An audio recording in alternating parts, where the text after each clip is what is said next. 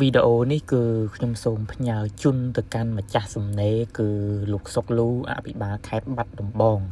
គាត់បានសរសេរថារិះគន់ស្ថាបនាជាអាហាររបស់បណ្ឌិតរិះគន់គ្មានការពិតជាគំនិតរបស់ជនពីលខ្ញុំគ្រាន់តែជាជូនជាយោបល់ទៅកាន់ឯកឧត្តមថាចេះឯកឧត្តមការរិះគន់ណាបើសិនវាជាមតិភាគតិចការរិះគន់ទាំងឡាយនោះវាអាចមិនមែនជាការពិតច្រើនប៉ុន្តែឯកឧត្តមគួរតែបើកចិត្តចូលអានខ្ទង់ខមមិននៅក្នុង page របស់ Fresh News អីជាដើម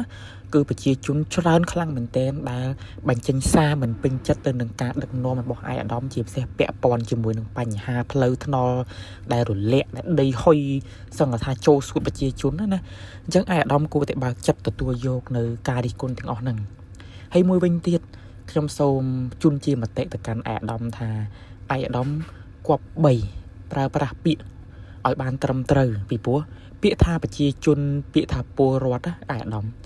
ពួកគាត់អត់អាចដឹងរឿង100លើ100ច្បាស់100លើ100បានទេប៉ុន្តែឯកឧត្តមក្នុងនាមជាមន្ត្រីដែលបម្រើឲ្យផលប្រយោជន៍ជាតិប្រជាជនផលប្រយោជន៍សាធារណៈឯកឧត្តមគួរតែ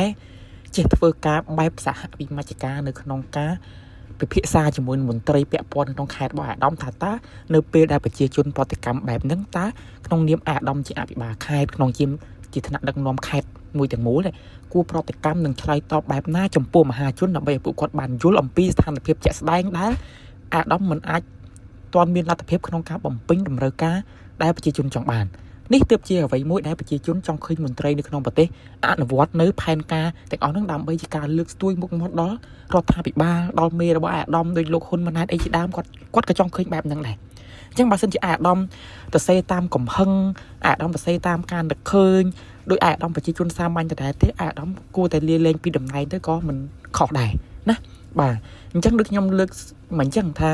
អាដាមជាអភិបាលខេត្តមួយទាំងមូលអាដាមអត់ខ្វះទេអ្នកនាំពាក្យអញ្ចឹងអាដាមគួរតែប្រើមន្ត្រីឲ្យគាត់នាំពាក្យជំនួសជាងអាដាមមកសរសេរហើយលុបចោលវិញអាហ្នឹងវាអាចប៉ះពាល់ទៅដល់មុខតំណែងនិងតួនាទីរបស់អាដាម